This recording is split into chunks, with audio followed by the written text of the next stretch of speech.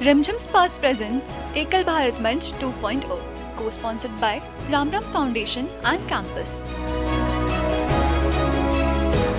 This session is sponsored by Goldie Masala. Session topic: Sustainable Regulation versus Innovation. आप सभी लोगों को मेरा सादर प्रणाम और मैं जितने भी लोग यहाँ पर मौजूद हैं उनसे एक बार रिक्वेस्ट करूँगा कि प्लीज़ अपनी सीट्स ग्रहण कर लें। सबसे पहले मैं माननीय मंत्री जी JPS राठौर जी का हृदय से अभिनंदन करूंगा कि वो हमारे साथ हैं। उसके साथ हमारे साथ डिफेंस के एक सबसे बड़े विशेषज्ञ भी हैं, आभार आपका कि आप यहाँ मौजूद हैं। उसके साथ हमारे साथ विकास जी भी हैं, डिस्ट्रिक्ट यूथ ऑफिसर हैं नेहरू युवा केंद्र से भी। सबसे पहले मेरा एक बेसिक सवाल है जो मैं पूछना चाहूँगा JPS राठौर जी से कि सर 2019 के बाद हम लोगों को एक नया मंत्रालय मिला। हमारे देश में सहकारिता मंत्रालय को एकदम इंडिपेंडेंट एक तरीके से शुरू करा गया। तो इस मंत्रालय का मेन काम क्या है और इसकी ज़रूरत क्या पड़ी 2019 के बाद से? जी, सबसे पहले तो यहाँ पर मंच पर उपस्थित हमारे विकास जी, हाँ, और यहाँ पर उपस्थित सभी हमारे डेलीगेट्स, प्रबुद्ध वरिष्ठ नागरिक बंधुओं, माताओं बहनों, इस एकल भारत अभियान के लिए मैं इस पूरी टीम को बहुत बहुत शुभकामनाएं देता हूं कि जिस तरह से इन्होंने देश में अच्छे ढंग से एक कहना चाहिए क्रांति लाने का काम किया है। और एक थीम मैं कभी कभी हम लोग संगठन में सीखते हैं कि जहां कम वहां हम, यानी जहां कोई काम नहीं कर रहा है वहां एकल भारत के लोग जाकर वहां उस क्षेत्र में काम करने का काम कर रहे हैं।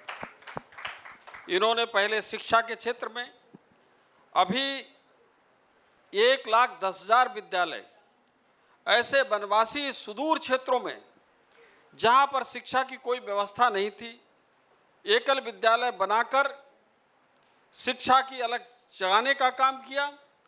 वहाँ पर बच्चों को नई दिशा देने का काम किया, रोशनी लाने का काम किया। और इसके साथ साथ फिर जो नए आयाम इन्होंने जोड़े हैं, अभी मेरी चर्चा हो रही थी कि 5 विविध प्रकार के आयाम शिक्षा के साथ स्वास्थ्य भी है, संस्कार भी है, स्किल डेवलपमेंट है और कृषि है। इन 5 क्षेत्रों में एकल भारत अभियान काम कर रहा है और मुझको लगता है कि ये बहुत ज़रूरी क्षेत्र हैं और इसमें अभी बहुत काम हुआ है, फिर भी अभी बहुत काम करने की आवश्यकता है। अभी आपने प्रश्न किया कि ये सहकारिता विभाग को क्या आवश्यकता पड़ी थी कि नया मंत्रालय गठन करने का। ये माननीय प्रधानमंत्री नरेंद्र मोदी जी की सोच है, उनका विचार है और बहुत दूरगामी सोच के साथ उन्होंने यहाँ पर नया मंत्रालय गठित करने का काम किया। इससे पहले सहकारिता विभाग कृषि मंत्रालय के अंतर्गत आता था और उसका सबसे बड़ा अधिकारी एक जॉइंट सेक्रेटरी स्तर का एक अधिकारी रहता था। और इसके साथ देश में किस प्रकार से सहकारिता का आंदोलन आगे बढ़े, लोग सहकारिता के क्षेत्र से जुड़े, कोई कल्पना नहीं थी। माननीय प्रधानमंत्री नरेंद्र मोदी जी ने, देश के गृह मंत्री माननीय अमित शाह जी ने और भारतीय जनता पार्टी के अन्य नेताओं ने इस पर विचार करते हुए 6 जुलाई 2021 को नया एक सहकारिता मंत्रालय का गठन करने का काम किया है और इसके विविध आयाम देने का काम किया है। कोऑपरेटिव ज़्यादा लोगों को पता नहीं है, लेकिन कोऑपरेटिव एक ऐसा क्षेत्र है जो ग्रामीण अर्थव्यवस्था की रीढ़ है। ग्रामीण अर्थव्यवस्था में आमूलचूल परिवर्तन करने की शक्ति इस सहकारिता विभाग रखता है। सहकारिता के क्षेत्र में बहुत बड़ी बड़ी संस्थाएं बनी हैं।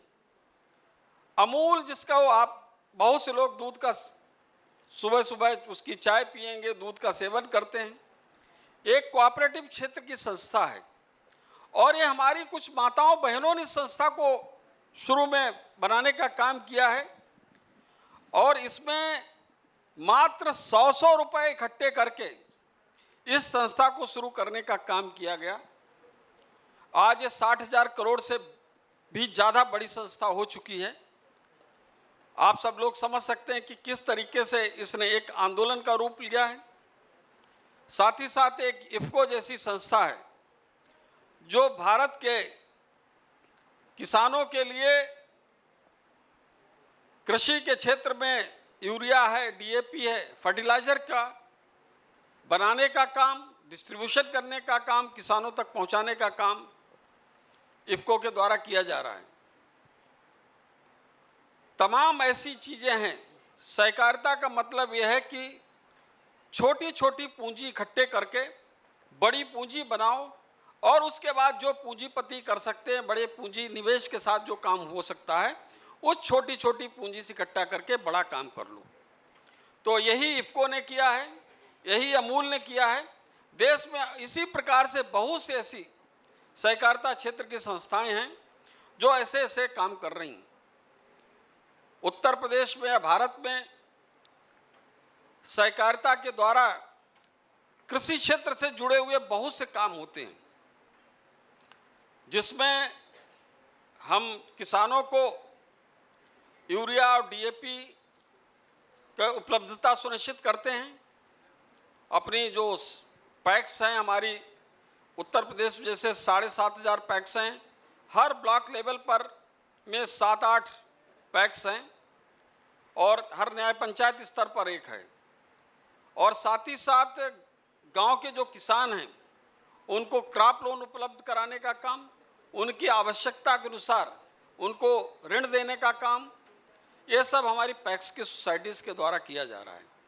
और भी बहुत से ऐसे काम हैं जिनको सहकारिता के क्षेत्र में धीरे धीरे बढ़ाने का काम, माननीय अमित शाह जी केंद्र में सहकारिता मंत्री हैं। आप समझ सकते हैं कि माननीय प्रधानमंत्री जी की सोच क्या होगी कि उन्होंने देश के सबसे ताकतवर और सबसे मजबूत नेता को इस सहकारिता विभाग की जिम्मेदारी दी है। तो उन्होंने अपने इरादे स्पष्ट कर दिए कि इस सहकारिता के क्षेत्र को हमको कहाँ तक ले जाना है।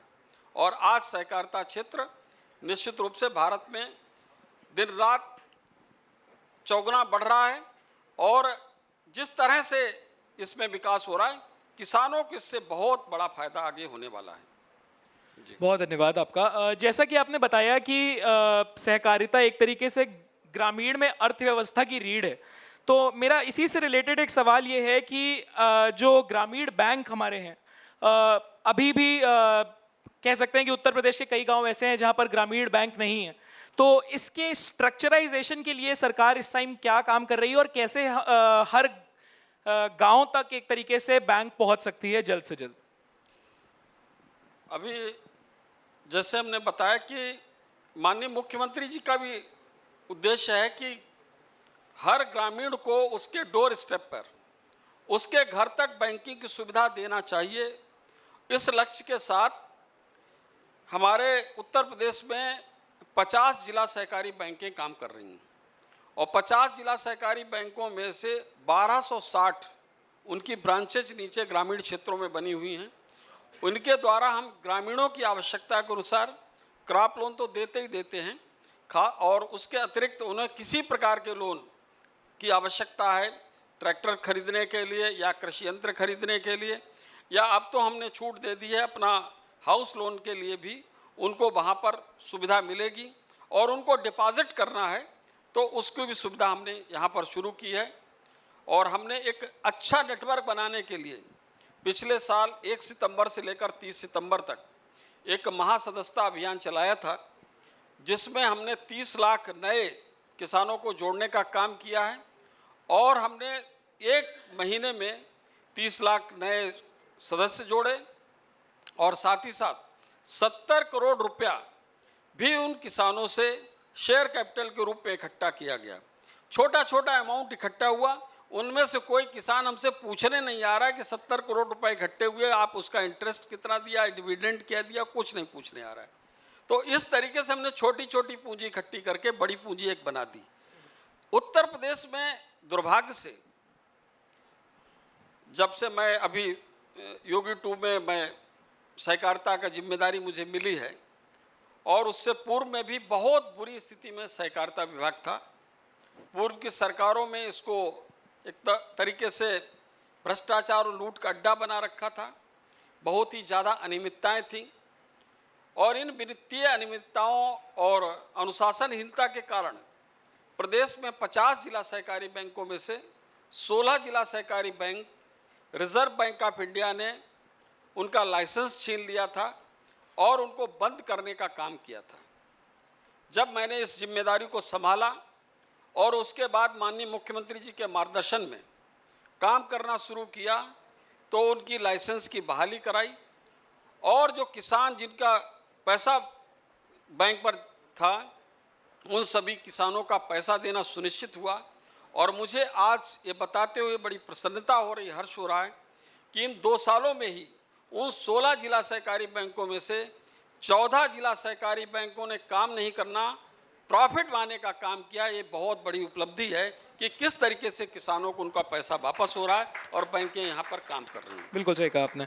मैं विकास जी से एक सवाल पूछना चाहूँगा कि विकास जी, अगर आप बताएं कि जैसा कि मंत्री जी ने बोला कि जागरूकता के थ्रू सदस्यता दिलवाई जा रही है बैंक में, हम युवाओं को कैसे इसमें इन्वॉल्व करते हैं, और नेहरू युवा केंद्र से युवा कैसे ग्रामीण क्षेत्रों में कार्य कर रहे हैं, इसके बारे में अगर आप बताएं तो। हमारे जो युवा ग्रामीण हमारा जो कार्यक्रम है या हमारा जो काम है वो ग्रामीण क्षेत्र में ही है। हमारे जो यूथ है वो क्लब के माध्यम से काम करते हैं। तो हमें हमारा जो बेसिक काम है वो भारत सरकार की जो योजनाएं होती हैं, फ्लेक्सिबल योजनाएं होती हैं, उनका जन जन तक पहुंचाना, और 14 साल से लेकर 29 साल के बीच के जो युवा होते हैं हम उनके साथ काम करते हैं, और उनको स्ट्रेंथन करना और सरकार की सभी लाभकारी योजनाओं को उन तक और उनके माध्यम से जन जन तक पहुंचाने का काम हम करते हैं। मेरा इस मंच के माध्यम से, क्योंकि बहुत कम ऐसा समय मिलता है कि हम किसी ऐसे मंच पे होते हैं और किसी ऐसे सक्षम व्यक्ति के साथ होते हैं जहां हम अपनी एक बात कह सके, तो माननीय मंत्री जी से मेरा भी एक सवाल है कि सर, युवा कल्याण विभाग प्रदेश सरकार का एक परिकल्प है जो युवाओं के विकास के लिए काम करता है, और नेहरू युवा केंद्र संगठन जो है वो भारत सरकार का परिकल्प है। दोनों का कार्य प्रणाली एक ही है, बस सरकार अलग अलग होती है। तो सर, युवा कल्याण विभाग की तरफ से युवक मंगल दल और युवती मंगल दल बनते हैं जो काम करते हैं, और सहकारिता विभाग की तरफ से सर उनका रजिस्ट्रेशन होता है, उनके भी क्लब बनते हैं, और उनके क्लबों को बनाने का सर जो शुल्क होता है वो 15 रुपये होता है। और वही काम सर नेहरू युवा केंद्र के माध्यम से हमारे क्लब बनते, यूथ क्लब बनते हैं, और तो सर उनको रजिस्टर्ड कराने के लिए सर हमें लगभग 4500 रुपये देने होते हैं। तो सर क्या ऐसी कोई सरकार की मंशा आने वाले समय में हो सकती है, क्योंकि सर काम हम जन कल्याण के लिए करते हैं, और बच्चे सरकारी काम करे और घर का पैसा लगाए, तो ये सर लगभग असंभव के बराबर है कि कोई घर का पैसा लगा के सरकार का काम करे। तो अगर भविष्य में कोई अगर ऐसी सर योजना हो या सर ऐसा कोई आपके तरफ से निर्देश आए कि अगर युवक मंगल दल का अगर हम रजिस्ट्रेशन 15 रुपये में कर सकते हैं, तो नेहरू युवा केंद्र के माध्यम से जो रजिस्टर्ड क्लब बनना चाहते हैं या बनाना चाहते हैं उनका भी रजिस्ट्रेशन हम 15 रुपये में कर दें, क्योंकि सर यह भी जन कल्याण का ही काम करती है सर। तो इसके विषय में सर अगर आप कुछ कहना चाहें, क्योंकि सर ये टेक्निकल है, तो आप अगर सर इसको ध्यान देंगे तो हमें लगता है कि सर एक बड़ा काम होगा युवाओं के लिए, सर ग्रामीण युवाओं के लिए। रही ये बात ठीक है आपकी, मैं इसको सक्षम व्यक्ति के पास पहुंचाऊंगा, और इसमें मुझे लगता है कि गिरीश यादव जी देख रहे हैं इस विभाग को, तो मैं उन तक इस बात को पहुंचाऊंगा। निश्चित रूप से रजिस्ट्रेशन शुल्क कम ही होना चाहिए, और कम रजिस्ट्रेशन शुल्क होके नए लोग जुड़ जाते हैं। लेकिन आज ये पैसे की ज़्यादा समस्या है नहीं, अगर आप उसकी उपयोगिता सिद्ध कर दीजिए तो मतलब लाइन लगा के लोग चलेंगे। मैं आपको बता रहा हूँ कि किस तरीके से हमने 70 करोड़ रुपया एक महीने में इकट्ठे किए, और कोई मांगने में नहीं आ रहा है। हमारा सदस्यता शुल्क 221 रुपया है, और उसके बाद फिर हमने तय किया कि कोई उसके साथ उसमें 21 रुपया शुल्क है, और उसके बाद 100 रुपया दे सकता है, 121 बन सकता है। हमने 100 रुपया और जोड़ दिया कि 221 बन ले। उसके बाद लोगों ने कहा 100 रुपया क्यों, हम 500 देंगे। कोई कह रहा मैं 1000 दूंगा, कोई कह रहा मैं 2000 दूंगा, कोई कह रहा मैं 5000 दूंगा। आजमगढ़ जिले में जिलाधिकारी मीटिंग कर रहे थे, कह रहे कि अरे आप लोगों ने जो है इस तरीके से ये शुल्क रख रखा 221 रुपया, ये कुछ ज़्यादा है। तो हमारे वो डीआर थे वहाँ पर, उस मंडल के अधिकारी, वो खड़े हुए कि साहब आप 221 रुपये को कम करने की बात कर रहे हो, यहाँ लोग 500,000 रुपये लेकर हाथ में और लाइन लगाए खड़े हुए हैं कि हमको सदस्य बना लो, हमको सदस्य बना लो। तो अगर किसी तरीके से उसकी उपयोगिता युवक मंगल दल की होगी, ये लगेगा लोगों को इसको जुड़ने से हमको फ़ायदा है, हमारा मतलब प्रशिक्षण होगा, हम अच्छी तरीके से आगे समाज में काम कर पाएंगे बेहतर तरीके से, तो ये शुल्क वो भी पूरा कर सकता है। नहीं तो कोई न कोई व्यवस्थाएं ऐसी बन जाती हैं जो वो लोग कहेंगे चलो हम इतने लोगों को शुल्क खुद ही दे देंगे। तो इस तरह से एक उसको मोटिवेट करिए और उस युवक मंगल दल को उपयोगी बनाइए कि वहाँ से प्रशिक्षित होने वाले लोग कहाँ एब्जॉर्ब हो सकते हैं। जब वो हो जाएगा तो ऑटोमेटिक वो कहेंगे अरे यहाँ तो कुछ भी नहीं है। तो इस तरह से कर सकते हैं। और आपकी जो बात है मैं उस तरफ भी बात करूँगा कि वो अगर कम हो जाता तो और अच्छी बात है, सोने पे सुहागा। लेकिन यहाँ पर अभी प्रदेश में हो या देश में हो, पैसा अब कोई समस्या नहीं है। बहुत से लोग, मैं एक बहुत बड़े व्यापारी से बातचीत कर रहा था मैं, तो मैंने उनसे पूछा कि भाई आपने इतना बड़ा व्यापार बिजनेस खड़ा किया है तो आप कैसे खड़ा किए और बिल्कुल जीरो से लगाकर उसने, तो उन्होंने बहुत बढ़िया बात कही कि किसी व्यापार को खड़ा करने के लिए पैसे की ज़रूरत नहीं होती, करेज और कलेजे की ज़रूरत होती है। अगर आपके पास कलेजा है, करेज है, उत्साह है और सही से काम करोगे तो पैसा तो आ ही जाएगा। पैसा तमाम तरीके से आने के लिए तैयार बैठा हुआ है। और इस समय हमारा भारत बहुत सक्षम है, समृद्ध हो रहा है। हम दुनिया की 5वीं सबसे बड़ी अर्थव्यवस्था बन गए हैं, पर कैपिटा इनकम हमारी बढ़ चुकी है। तो इस तरीके से बहुत उत्साही नौजवान जुड़ रहे हैं और ये युवक मंगल दल के लोगों के बारे में आपसे डिस्कशन करेंगे। हमारे कोऑपरेटिव क्षेत्र में तो पूरा खाली पड़ा मैदान, बहुत से लोगों को यहाँ पर जोड़ने का हमारे पास तंत्र है।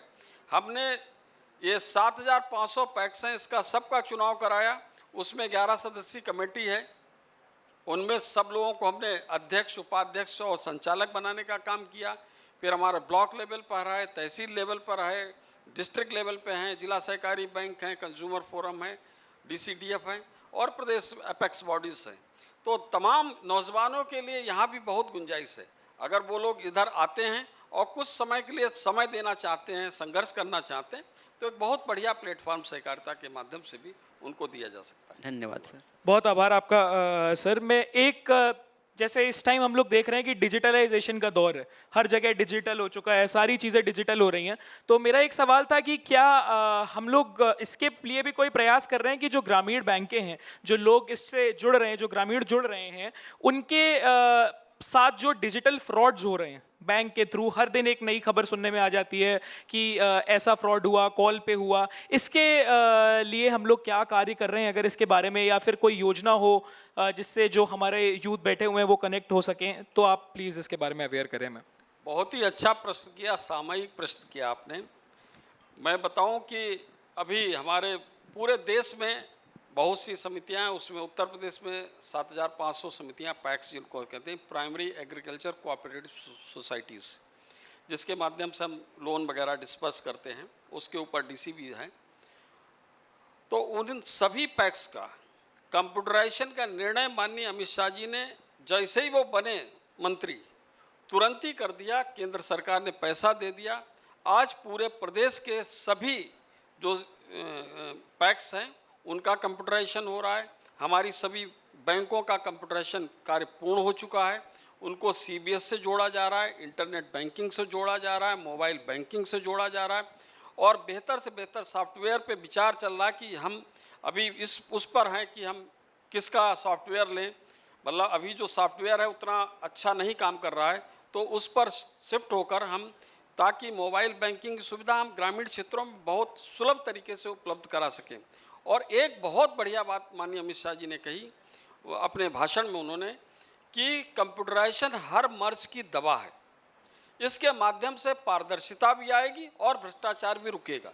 निश्चित रूप से अगर हम इस पर आ जाते हैं तो कोई जरा सा भी गड़बड़ी करेगा तुरंत पकड़ा जाएगा। अब उसमें कोई भी ऑपरेशन है, कंप्यूटर में किसने क्या किया है, तो फिंगरप्रिंट के माध्यम से तो कंप्यूटर खुलेगा, और उसके बाद फिंगरप्रिंट जब लग जाएगा तो उसके बाद उसने क्या क्या ट्रांजैक्शन किए हैं वो उसका पता चलता है, और वो पूरा रिकॉर्ड 5 साल तक सुरक्षित रहता है। तो 5 साल में अगर कोई बात पता चलती है तो एक एक अकाउंट के बारे में डिटेल, किसने इसको छेड़छाड़ की है, इसको ट्रांजैक्शन को किसने किया है, किसने अप्रूव किया है, वो सारी जानकारी मिलने पर हम जो दोषी व्यक्ति है उस तक पहुंच सकते हैं। उसके कारण बहुत अच्छा वित्तीय प्रबंधन हो रहा है और आगे आने वाले समय में इसको और बेहतर करेंगे। ये तो हमने बात करी सर कि हम कैसे अपने सिस्टम में डिजिटलाइजेशन लाएंगे। मैं एक बार सवाल ये पूछना चाह रहा हूँ कि जो ग्रामीण इस्तेमाल कर रहे हैं, क्या हम उनको भी अवेयर करने, उनको मोबाइल बैंकिंग सिखाने के लिए भी कोई प्रयास कर रहे हैं? बिकॉज अगर वो अवेयर ही नहीं होंगे कि कैसे चीज़ें हो रही हैं तो शायद कंप्यूटराइजेशन के बाद भी उनको नहीं पता चल पाएगा। ये बात ठीक है, इसके लिए और मुझे लगता है कि प्रयास करने की आवश्यकता है। आपने याद दिलाया है, तो मैं इसके बारे में एक जागरूकता अभियान चलाकर और उस ग्रामीणों के लिए एक हमारे पैक्स लेवल पे उनकी जागरूकता के लिए नाबार्ड भी कहता रहता है, और उसके लिए बाकायदा वो हर मीटिंग के लिए वो पैसा भी देते हैं। तो उस तरीके से आपने जो कहा है, नाबार्ड कई बार कह रहे हैं कि अपनी जागरूकता अभियान किसी तरीके से, तो डिजिटलाइजेशन के लिए या मोबाइल बैंकिंग के संबंध में इन किसानों को जागरूक करने के लिए हम इसको आगे टेकअप करेंगे, इस अभियान को भी चलाएंगे। धन्यवाद। बहुत धन्यवाद आपका। राज जी, आपके मन में अगर कोई सवाल हो जो आप सर से पूछना चाहें। नमस्कार सर, मैं आपसे अभी सहकारिता में एक नया अनुभाग है, सहकार से समृद्धि, मैं उसके बारे में कुछ जानकारी चाहता हूँ, थोड़ा सा आप लोगों को उसके बारे में बताएं। देखिए, माननीय प्रधानमंत्री जी ने बहुत योजनाओं को शुरू किया है जिसमें सहकार से समृद्धि, तो सहकारिता के द्वारा किस प्रकार से किसानों को समृद्ध और सक्षम बनाया जाए, तो उसमें उनको सुगम तरीके से लोन मिल सके और उनको जानकारियां मिल सकें। इसको लेकर उन्होंने हमारी सभी पैक्स, जिसकी बात कर रहे हैं, कंप्यूटराइजेशन भी किया है, और साथ ही साथ वहाँ पर LED लगाकर किसानों को उनके उन्नत किस्म के बीज उपलब्ध कराकर किस तरीके से उनको अपनी मतलब फसल को बोने का तरीका बताया जाए और किस तरीके से और क्रियाकलाप करें ताकि उनकी उपज ज़्यादा अच्छी तरीके से हो, उसका ज़्यादा मूल्य मिल सके। तो ये उन्होंने PM केस के माध्यम से कृषि समृद्ध केंद्र भी कई खोलने का काम किया है, जहाँ पर यूरिया, फर्टिलाइज़र और DAP के साथ साथ पेस्टिसाइड्स और किसानों से जुड़ी हुई तमाम और चीज़ें जिसके लिए किसानों को आवश्यकता है, तो उनको जोड़ने का काम किया है, और उसमें उनको काफ़ी लोन भी मिल रहा है जो इंटरेस्ट फ्री है। अभी जिस प्रकार से हमने भी अपनी साधन सहकारी समिति जो पैक्स हैं, इसको भी यूरिया DAP को लेने के लिए पैसे की आवश्यकता होती थी, तो हमने अपने उत्तर प्रदेश के माननीय मुख्यमंत्री योगी जी से बातचीत कर हमने सभी साधन सहकारी समितियों को 750 करोड़ रुपया देकर सभी को 10-10 लाख रुपया इंटरेस्ट फ्री, यानी कि पूरा इंटरेस्ट सरकार देगी, और उनको 10 लाख रुपया इसलिए दिया है ताकि वो यूरिया DAP खरीद कर बेच कर और किसानों को समय पहुंचा सके। तो किसानों को जो किस तरीके से सक्षम और समृद्ध बनाए जा सकते हैं, उसमें उन्होंने MSP को बढ़ाने का भी काम किया है, और जो हमारे जो मिलेट्स हैं इसको बढ़ाने के लिए काम किया है, उसकी कीमतों को भी बढ़ाने का काम किया है, और तमाम तरीके की और जानकारियाँ देके कि आप किस क्षेत्र में हो, मृदा परीक्षण कराकर और किस तरीके की फसल आप लगाएं तो इसमें ज़्यादा फायदा हो सकता है, मार्केट इसका कहाँ पर उपलब्ध है, इन सभी चीज़ों को जोड़कर माननीय प्रधानमंत्री जी ने एक सपना देखा है, और उसका अच्छा परिणाम किसानों को मिल रहा है। और धीरे धीरे आप देखेंगे किस तरीके से बदलाव हुआ है। आप 2014 से पहले की कल्पना करिए कि देश में कितनी घटनाएं होती रहती थी, अखबारों में पढ़ते रहते थे, टीवी पे भी देखते रहते थे। आज महाराष्ट्र के इस किसान ने यहाँ पर आत्महत्या की, कर्नाटक में यहाँ पर आत्महत्या कर ली, आज उड़ीसा में आत्महत्या कर ली, कभी उत्तर प्रदेश के ज़िले में किसान ने आत्महत्या कर ली, कभी राजस्थान की सूचना मिलती थी, कभी हरियाणा की, पंजाब की। और जब से माननीय प्रधानमंत्री नरेंद्र मोदी जी हुए हैं और उन्होंने किसानों के लिए जो योजनाएं लागू करने का काम किया है, MSP को बढ़ाने का काम किया है, किसान सम्मान निधि देने का काम किया है, इसकी वजह से जो किसान आत्महत्या कर रहे हैं उसकी घटनाएं लगभग शून्य हो गई। ये कितनी बड़ी उपलब्धि है जिसको हम नोटिस नहीं कर रहे हैं। तो बहुत बड़ी बात है कि आज जो किसान आत्महत्या करने के लिए विवश नहीं हो रहे हैं। इसी प्रकार से बहुत गरीबों का दूसरे तरीके से भी मैं कभी कभी चर्चा करता हूँ। ई रिक्शा का योगदान हम चर्चा नहीं करते हैं, लेकिन गरीबों के लिए कितना जीवन में बदलाव करने का काम ई रिक्शा ने किया है, वो आप कल्पना करके देखिए कि किस तरीके से बेचारा रिक्शा वो चलाता था अपने उससे पैरों से और कितना कष्ट भोगता था। आज ई रिक्शा चलाकर बटन दबाता और इधर से उधर सवारी ले जाता है और उससे कई गुना ज़्यादा कमाई करने का काम वो गरीब कर रहा है। तो इस तरीके से देश में बहुत बड़े बड़े बदलाव माननीय प्रधानमंत्री नरेंद्र मोदी जी ने अपनी योजनाओं के माध्यम से किए हैं और जो सामने दिखाई पड़ रहे हैं। हम इनकी बहुत ज़्यादा चर्चा नहीं कर पाते हैं, लेकिन बहुत बड़े बड़े बदलाव इस देश में हुए हैं। धन्यवाद। मेरा एक आखिरी सवाल आपसे ये है कि आज हमारे साथ यहाँ पर बहुत सारे युवा साथी मौजूद हैं, तो सहकारिता जो मंत्रालय है, नया मंत्रालय है, अभी इन युवाओं से आप क्या अपील करेंगे कि किस तरीके से वो साथ दें ताकि हम लोग सही मायने में और समृद्धि की तरफ बढ़ पाएं? क्या है कि माननीय प्रधानमंत्री जी ने कहा है कि 4 जातियां इस देश में, युवा है, महिला है, किसान है और गरीब है। तो हमारा जो विभाग है वो किसानों से ज़्यादा जुड़ा हुआ है, तो उसी तरफ हमारा फोकस रहता है। वैसे तो मैं भी नौजवानों से ज़्यादा संपर्क रहा है, एक मतलब बनारस हिंदू विश्वविद्यालय का अध्यक्ष भी रहा हूँ छात्र संघ का, तो इसलिए स्वाभाविक रूप से नौजवानों से मेरा थोड़ा जुड़ाव ज़्यादा रहता है। लेकिन अभी इस बारे में जो अब आप आज याद दिला रहे हैं कि नौजवानों के लिए क्या होना चाहिए, अब मैं विचार करके और इनके लिए एक ठोस योजना बनाऊंगा। अभी तो मैं इन नौजवानों को चाहता हूं कि एब्जॉर्ब करूं, कोऑपरेटिव से जोड़ूं और इनको कुछ लोगों को कोऑपरेटर बनाऊं और कुछ लोगों को कोऑपरेटिव में नौकरियां भी देने का काम करूं। इस तरफ विचार पूरा बन रहा है। कंप्यूटर ऑपरेटर्स नियुक्त किए जा रहे हैं और तमाम ऐसी समितियों को, जिसमें हाईटेक समितियां हमने उस तरीके से भी बनाने का काम किया है। ये नौजवान आगे आएँ और खुद अपना आइडिया लेकर आएँ हमारे पास कि हम कोऑपरेटिव क्षेत्र में ऐसे ऐसे काम करें।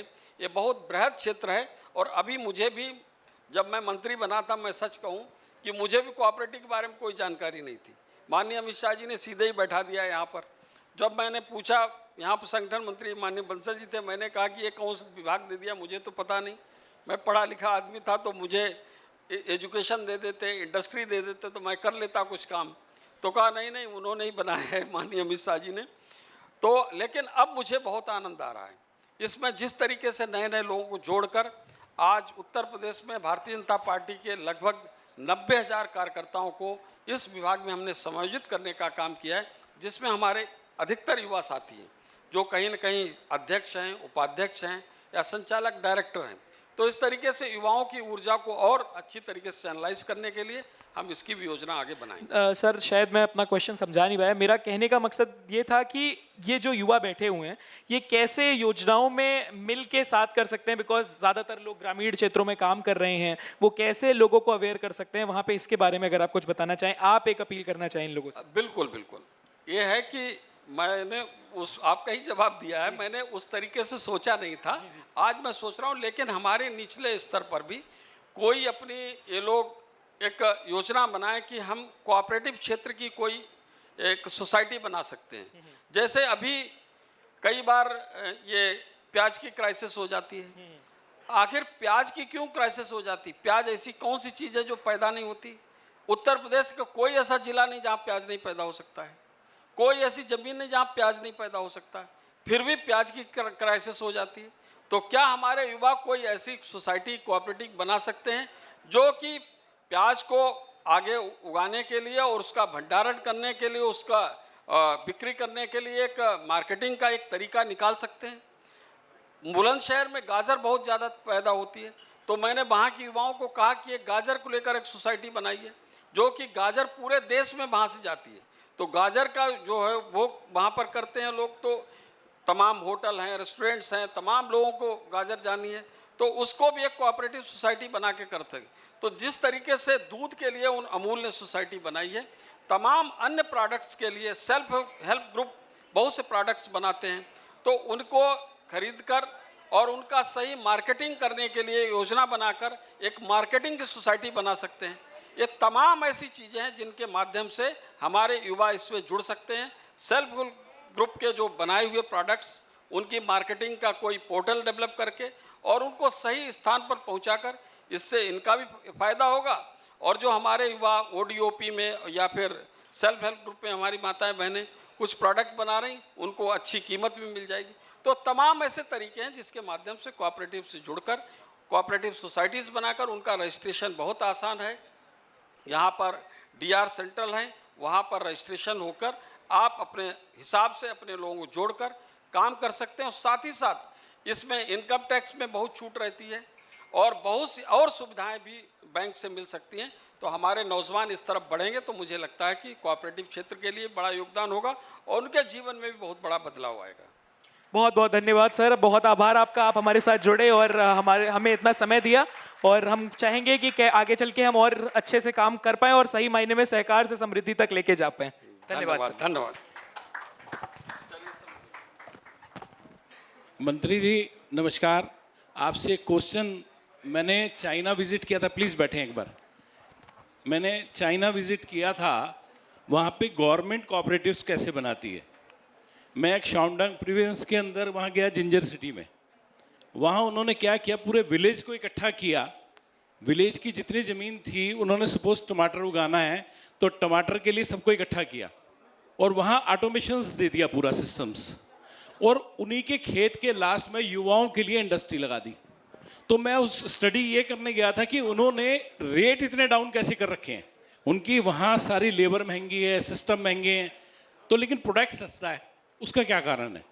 तो जब वहाँ जाके स्टडी किया तो पता लगा कि उन्होंने इंडस्ट्री जो है उसी खेत के कोने में, उसी गांव के कोने में इंडस्ट्री लगा दी। सपोज टमाटर निकला वहाँ से, उसका जितने ग्राम का था उतने वॉश हुआ और अलग अलग पैक हुआ, जहाँ जहाँ सप्लाई होना है वो हुआ, कोऑपरेटिव्स का सारी बनी। इसके बाद इंडस्ट्री लगा दी, उसकी पेस्ट की, जो मुलायम हो गया उसकी ब्रेकेज को नील कर दिया, जो रास्ते की ब्रेकेज है उसको नील कर दिया। तो ये प्रोजेक्ट जो है ये सब के सब गवर्नमेंट ला के देती है वहाँ पे लोगों को कोऑपरेटिव्स के अंदर। तो अगर कुछ हमारी तरफ भी कुछ ऐसा प्रयास रहे तो गाँव वाले आगे बहुत अच्छे समृद्ध हो जाएंगे। ये बहुत अच्छा सुझाव दिया आपने, प्रश्न क्या, ये सुझाव आपका ज़्यादा है और इसीलिए मैंने एक उदाहरण दिया गाजर का, उसी तरीके से टमाटर का भी है। लोग उगाते हैं और पता चला उसका खराब हो जाता है, उसका सही उपयोग नहीं हो पाता है। तो इस तरीके से कोऑपरेटिव के माध्यम से अभी थोड़ा सा हमारा धीरे धीरे चल रहा है और इसको और बढ़ाएंगे। जो आपका सुझाव है कि वहीं पर टमाटर को उगाया जाए, वहीं पर उसकी प्रोसेसिंग के लिए, तो वो बहुत सी योजनाएं हमारी फूड प्रोसेसिंग यूनिट वहीं पर लगा सकते हैं, उनको ट्रेनिंग दी जा सकती है। इसको लेकर अभी बहुत काम बाकी है और इसको मतलब करेंगे तो इस तरीके से कोऑपरेटिव के बहुत बड़े आयाम हैं। तो इसमें मैंने तो ये गाजर और उसका जो है प्याज का एक उदाहरण बताया था, आपने टमाटर का और जोड़ दिया है और बाकी और भी बहुत से इस प्रकार के प्रोडक्ट्स हैं एग्रीकल्चर से जुड़े हुए। निश्चित रूप से उस पर विचार करेंगे धीरे धीरे। अभी कोऑपरेटिव ये अगर इतनी बुरी स्थिति में नहीं होता तो माननीय अमित शाह जी को जिम्मेदारी नहीं दी जाती। अमित शाह जी को जिम्मेदारी इसीलिए दी गई मोदी जी ने कि वो यहाँ से नीचे से बिल्कुल उठाकर ऊपर ले आए। और माननीय अमित शाह जी क्या शख्सियत हैं, हमें बताने की आवश्यकता नहीं। और जब से वो बने हैं मंत्री, इतना व्यस्तता होने के बावजूद लगातार मीटिंग कर रहे हैं, नए नए योजनाओं को लाने का काम कर रहे हैं और पूरा एक क्रांतिकारी बदलाव पूरे देश में कोऑपरेटिव के क्षेत्र में हो रहा है। लेकिन दिखाई थोड़े समय बाद पड़ेगा, जैसे कि कोई ज़मीन को तैयार किया जाए समय लगता है, फिर उसके बाद में उसको बीज बोया जाए, फिर पानी दिया जाए, किस तरह फर्टिलाइजर डाला जाए और बीज जब उग के बाहर तक आता है दिखने में थोड़ा समय लग जाता है। तो कोऑपरेटिव का अभी बीज पड़ रहा है, धीरे धीरे जब बाहर दिखाई पड़ेगा तो आपको लगेगा कि बहुत सुंदर पौधा इसमें निकला है और वो बहुत कल्याणकारी समाज के लिए लोगों के लिए होगा। धन्यवाद। Rimjam Sparks presents Ekal Bharat Manch 2.0, co-sponsored by Ramram Foundation and Campus. This session is sponsored by Goldie Masala. Session topic: Sustainable Regulation versus Innovation.